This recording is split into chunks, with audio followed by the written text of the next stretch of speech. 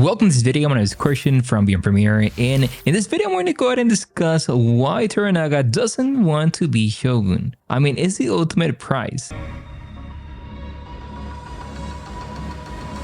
But who wouldn't want that kind of power? Well, apparently Toranaga wouldn't. Toranaga's reason for avoiding the Shogunate are a little more complicated than that. First of all, let's talk about what being Shogun actually means. It's not just a fancy title, it's a huge responsibility. The Shogun is supposed to be the military leader of all Japan, the one who keeps the peace and makes sure everything runs smoothly, and that's a lot of pressure for one man to handle. Remember, the council makes decisions together. Being the Shogun means that you make all the decisions for your people. Plus, being Shogun comes with a lot of responsibility, expectations, and obligations. You got to play nice with the other warlords to keep the emperor happy, and one wrong move could send the whole thing tumbling down. But here's the thing, Toranaga's not afraid of responsibility. As you know, we have seen him with the burden of leadership his whole life, ever since he was a young samurai fighting his way up the ranks. No, the real reason of Toranaga doesn't want to be Shogun is because he knows it's a trap. See, being Shogun doesn't just mean having power, it means being a target. And Toranaga's too smart to put himself in that kind of position. He knows that the moment he takes on the mantle of Shogun, he'll be setting himself up for a fall. There's always gonna be someone waiting in the wings, ready to take him down at the first sign of weakness. And Toranaga's not about to give them that satisfaction. But there's another reason Toranaga's avoiding the title, and it's a little more personal. See, Toranaga's not just fighting for power, he's fighting for his clan, his family, and his way of life. And he knows that becoming Shogun would mean giving up all of that. Think about it, if Toranaga becomes Shogun, he will have to leave his home, his land, and his people behind. He will have to move to the capital, surround himself with strangers,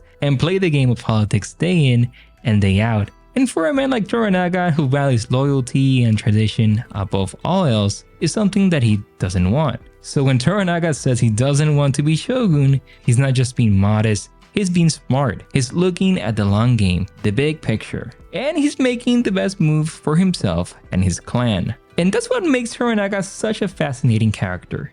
He's not just a man with a sword, he's a thinker, a planner, a man who's always 3 steps ahead of his enemies. And when he says he will never saw the title, you better believe he mean it. But that doesn't mean Toranaga is just going to sit back and let the ships fall where they may. No, he's got his own plan for the future of Japan. And it doesn't involve playing second to some upstart shogun. In this case, Ishido. That's where Crimson Sky comes in. It's Toranaga's way of saying enough is enough is his declaration of war against the corrupt council. His promise to protect the Taiko's heir at all costs. And as you know, as Toranaga says these words, you can feel the weight of history shifting beneath the feet. Because Crimson Sky is going to change everything. It's the spark that ignites the powder in Japan, the battle that decides the fate of a nation.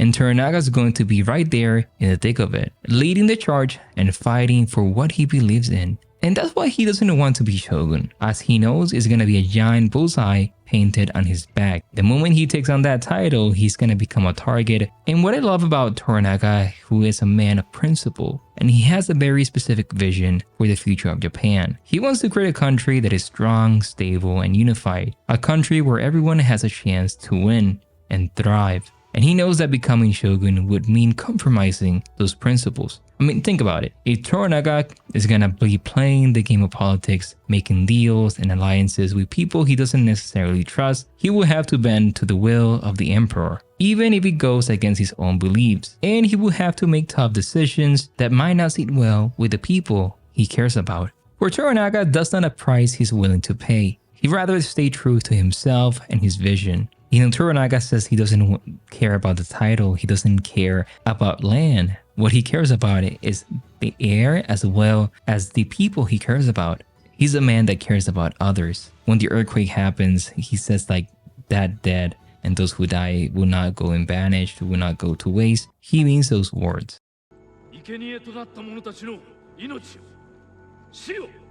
Because he knows that the people that is around him is those he cares about, to give them the best life.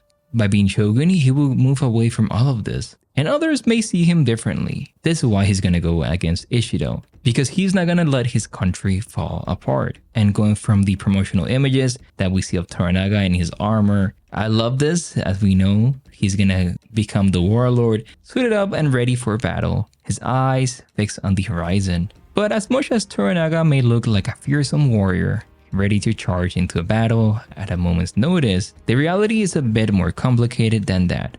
He's a man who doesn't want violence or bloodshed. He's not in this game for the glory of the battlefield or the thrill of the fight. Toranaga is a man who understands the true cost of war, and it's a cost that weighs heavily on his shoulders. This is what I say, that he loves his people. Every time Toranaga goes to war, he's not just risking his own life, he's risking the lives of his soldiers, his allies, and his people. He knows that every battle will leave widows and orphans in his wake. And this is subordinate. This is a huge burden. He's a leader who feels a deep sense of responsibility for the people under his protection. And that's why I'm so excited for the future episodes, to see his final decision of becoming Shogun or letting it to another person. So before we disconnect, let's talk about episode 7, where we have some details about Toranaga being Shogun. So the episode 7 description is the following. Outplayed by new alliances in Osaka, Toranaga is forced to carve out a new deal with a long-lost family member. Now, I don't know about you, but I love a good family reunion story. There's just something about the drama and the tension that comes when confronting your past and facing the people you left behind. And when you add the new high stakes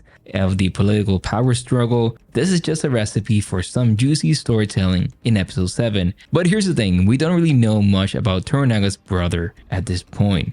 Is he a friend or a foe? Will be he a loyal ally to Toranaga? Or is he just looking out for his own interests? And what happened between those two in the past that led to such a long separation? These are questions that we move into episode 7. Because as we know from the series, family ties are never that simple. There's always something in the middle, politics, power struggles, and others. Remember, this is not just about Toranaga finding a new chess piece. It's about confronting his own past and adding to the whole thing that is happening in his life. Will Toranaga brother be the key to turning the tide against Ashiba and Ishido? Or will he just add another layer of chaos and trouble to his life? I imagine that he's going to become Shogun, if you know from the book, and from the title of the series, so I'm excited for that. But of course, what's going to happen in that battle? As you know, this battle is going to be huge, which is the Battle of Sekigahara. I'm sorry if I say it wrong. And this battle is the final, in my opinion, the final episode, so I'm excited to see this. We also have some details on episode 9, which is actually titled Crimson Sky. So we can imagine that this episode is where the war is going to happen, which is going to go ahead. It's going to be released on April 16. So we have a long way until it's released. But what are your thoughts on this title as well as what we can expect? There's some spoilers on this episode, which I'm not going to go ahead and discuss. I'm not going to go ahead and discuss this. But if you want this, leave it in the comments below. My name is Christian from Premiere, and I'll see you in the next one. Bye-bye, everyone.